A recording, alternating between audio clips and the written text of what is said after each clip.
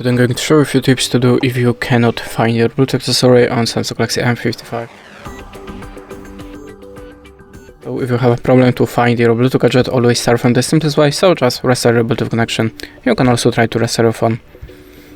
You have to be sure that your Bluetooth accessory has activated pair mode, and how to activate it you will find the manual to your device or maybe on your YouTube channel.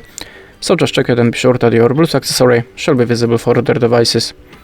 Let this not for your phone. Let's open the settings.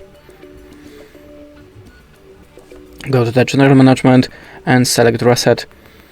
Now choose the reset Wi-Fi and Bluetooth and tap on the reset settings button. The next step, you can also try to update your system, so go to the settings like before and choose software update. Tap on the first section. If you have an update, install it and check for your device again. And that's it. Thanks for watching. Leave us a like, recommend, and goodbye.